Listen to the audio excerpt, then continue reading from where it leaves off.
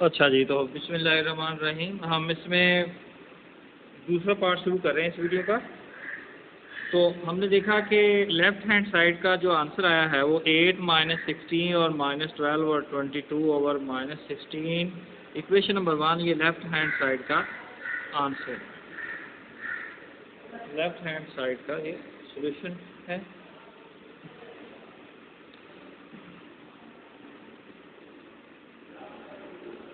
अच्छा जी, तो हमने राइट हैंड सॉल्व जो है कि करनी है। सामने हमारा क्वेश्चन जो है वो कि हमने वेरीफाई करना है ए बी होल इनवर्स,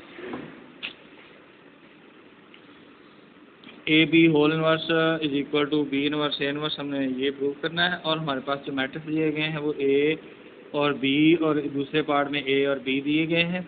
हमने दूसरा पार्ट शुरू किया हुआ है, तो इसकी लेफ्ट हैंड साइड हमने हल किया। पहले ए बी को मल्टीप्लाई किया है और आंसर ए बी का आया है 22, 16, 12 और 8। इसका डिटरमिनेंट लिया तो -16 नॉन सिंगुलर मैट्रिक्स है, इसका इनवर्स पॉसिबल है, तो इसका एडजॉइंट लिया है हमने। तो एडजॉइंट बेटा जी होता है डायगोनल की जगह चेंज कर दी जाए और नॉन डायगोनल के साइन कर दी जाए, और इसका मॉडुलस लिया, डिटरमिनेंट लिया, तो वो -16 आया। तो डेफिनेशन ऑफ इनवर्स मैट्रिक्स जो है वो क्या कहती है, वो कहती है कि ए बी का एडजॉइंट लो और ए बी के डिटरमिनेंट पे डिवाइड कर दो। तो मैंने एडजॉइंट ऊपर लिखा, ये वाला एडजॉइंट ऊपर लिखा है और बटे में इसका डिटरमिनेंट लिखा, लेफ्ट हैंड साइड का आंसर। तो हमारे पास राइट हैंड साइड है, तो राइट हैंड साइड में बेटा जी कि पहले हमने बी का मॉडुलस लिया, तो बी ये वाला मैट्रिक्स है, तो इसको इससे मल्टीप्लाई किया तो 4 माइनस इसको मल्टीप्लाई किया तो 6, 4 माइनस 2 -2, ये भी इनवर्स पॉसिबल है इसका, क्योंकि ये ज़ीरो आंसर नहीं आया। जिस मैट्रिक्स का भी आंसर ज़ीरो आ जाएगा, डिटरमिनेंट ज़ीरो आ जाएगा, उसका इनवर्स पॉसिबल नहीं होगा। इसके बाद हमने ए का मॉडुलस लिया है, ए का मॉडुलस 10, डायगोनल का मल्टीप्लाई 10 - 2 जो कि 8 आया, वो 0, सो इनवर्स इज पॉसिबल। तो हमने एडजॉइंट लेना है पहले बी का एडजॉइंट कहते हैं कि डायगोनल की जगह चेंज कर दी जाए, 1 और 4 और -3 और -2, ठीक है जी। तो हमारे पास एडजॉइंट आ गया। इसी तरह से एडजॉइंट ऑफ ए ले लेते हैं, वो होता है जी, इन डायगोनल की जगह चेंज कर दे, 2 और 5 और -1 और -2, ये -1 -2 भी कह सकते हैं इसको, मैं -1 कहता हूँ। अच्छा जी, तो हमारे पास आ गया जी पहले बी इनवर्स, बी इनवर्स वो बना है जी, पहले बी का एडजॉइंट ऊपर लिखा जाएगा, 1 -3 और -2 और 4, और बटे में बी का एडजॉइंट जो कि -2 है, मल्टीप्लाई विद एडजॉइंट ऑफ ए का पहले एडजॉइंट लिखे जाएंगे, 2 -1 -2 और 5, और बटे में 8 लिखा जाएगा। तो ये बी इनवर्स और ए इनवर्स को मैंने मल्टीप्लाई कर दिया है। तो जी बी इनवर्स और ए इनवर्स क्या आया है वो हम देख रहे हैं।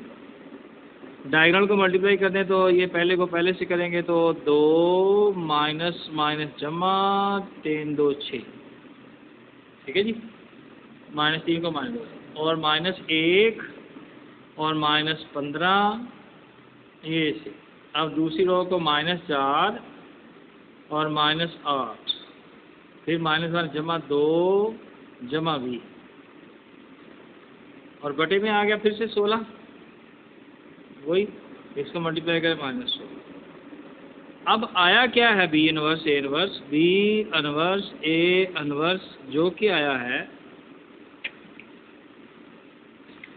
हाँ जी वो क्या है, ये हो गया जी 8, तो बिल्कुल 8 हो गया जी, -16 हो गया जी, और ये -12 हो गया जी, और 22 हो गया, 22 हो गया, 16, और सारे के बटे में -60। ये है जी क्वेश्चन नंबर 2। तो 1 और 2 क्या कहती है, 1 ये पढ़ी है, 2 ये पढ़ी है, 1 और 2 को देखें तो आंसर सेम है। फ्रॉम 1 एंड 2 जो है कि from 1 and 2 left hand side is equal to right hand side, hence proved A B whole inverse is equal to B inverse A inverse. तो आपका बेटा ये जो है कि ये क्वेश्चन सॉल्व हो गया। आपने अब करना क्या है कि ए बी का होल इनवर्स, ए पहले यहाँ पे मैंने बी पहले लिखा हुआ है, बी इनवर्स पहले आया, ए इनवर्स बाद में, तभी ये इक्वल आया। तो आपने क्या करना है घर बैठ के कि ए इनवर्स को पहले रखें, बी इनवर्स को बाद में रखें, फिर मल्टीप्लाई करें, तो देखेंगे कि लेफ्ट हैंड साइड का कुछ और आंसर आया है, राइट हैंड साइड का कुछ और आंसर आया, तो दोनों के आंसर्स डिफरेंट, ठीक है।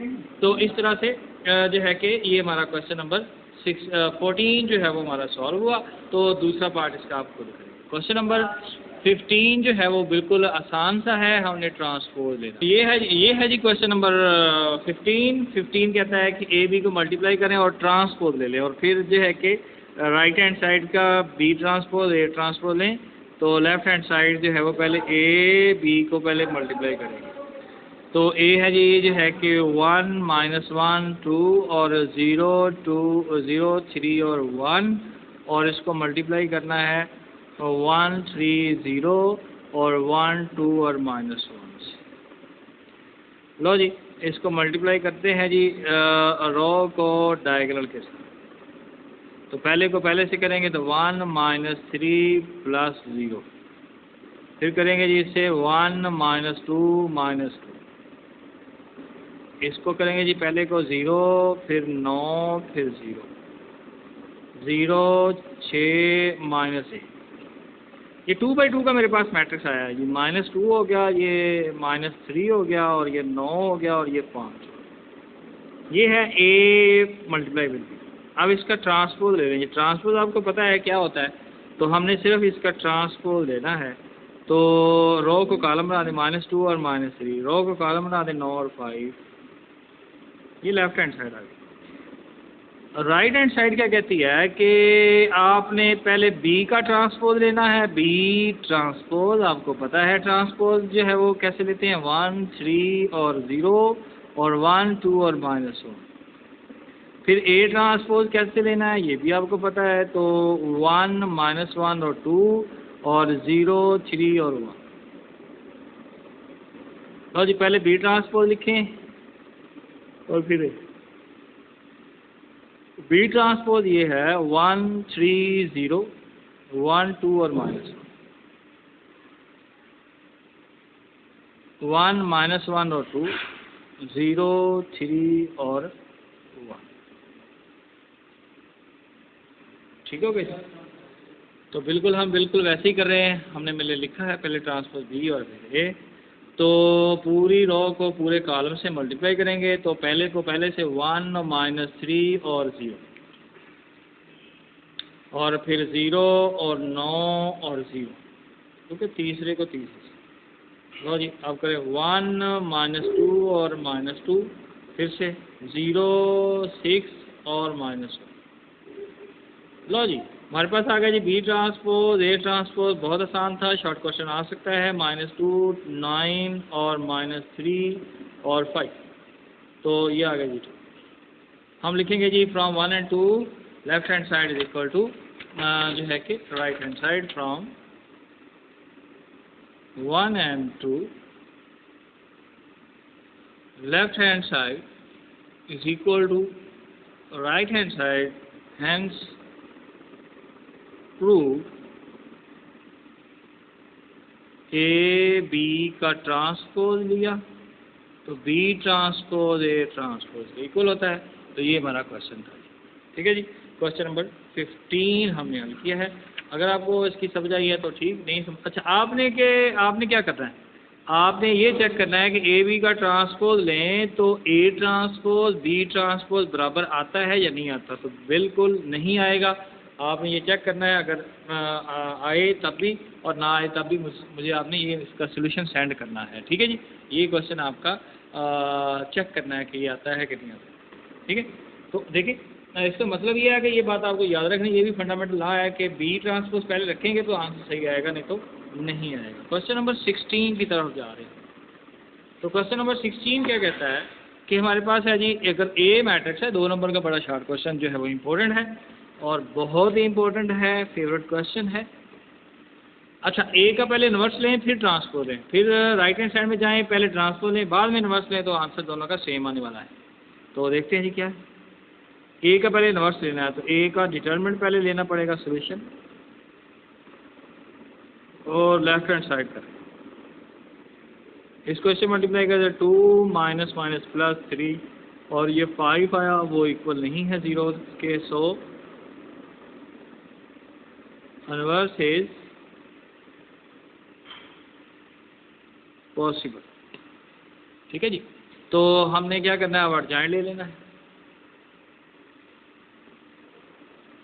अर्जाइंट लेना है तो अर्जाइंट आएगा जी 2 माइनस 1 3 और 1, और डायगोनल की जगह चेंज 1 और 2 इसके साइड से,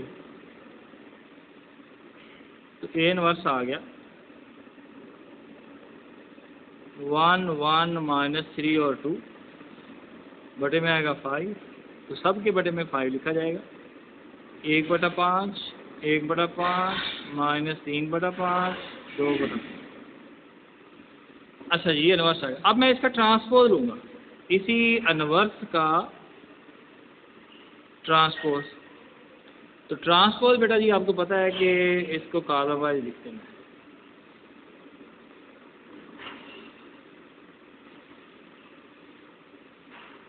ये आ गया जी इसका लेफ्ट हैंड साइड आ गया। अब हम इसकी राइट हैंड साइड देखेंगे। राइट हैंड साइड कहती है कि पहले इसका ट्रांसपोज ले लिया जाए जी,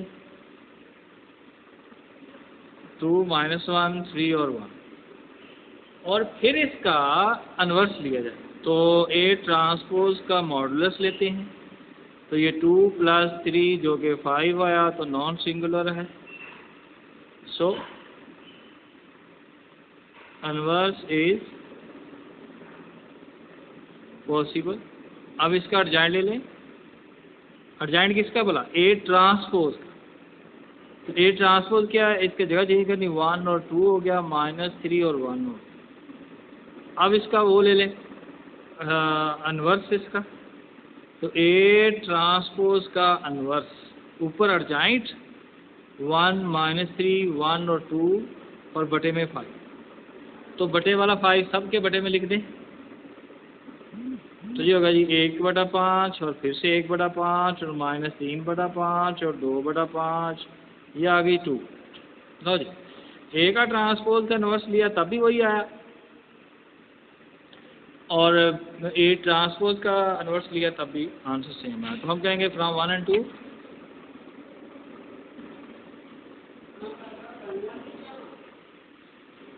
left hand side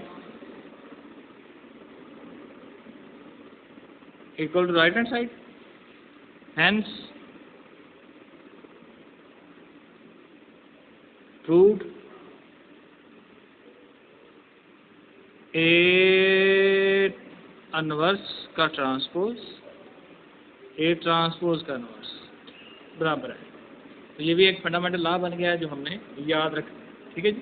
तो हम बढ़ेंगे जी इसको एक्सरसाइज के लास्ट क्वेश्चन की तरफ, जो क्या क्वेश्चन नंबर 17 के 2 पार्ट, तो हम कोशिश करेंगे कि दोनों ही हो जाएं।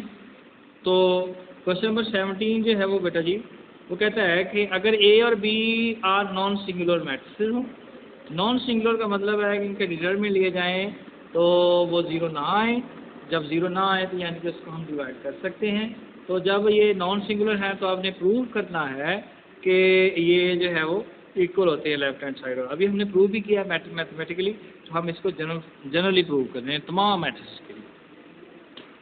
अच्छा जी, तो हमने बहुत से क्वेश्चन ऐसे किए हैं, एज वी नो दैट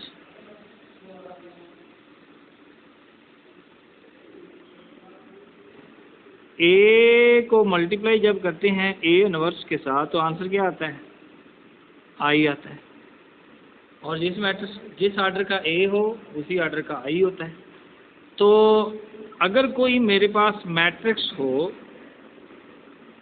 ए और बी, ज़ाहिर सी बात है जब ए और बी को आपस में मल्टीप्लाई करते हैं तो ये एक मैट्रिक्स ही बन जाता है ना।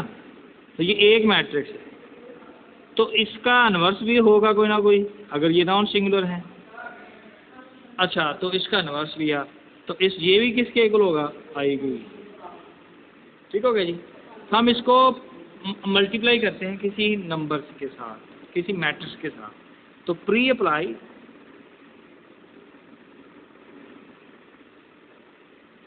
A inverse on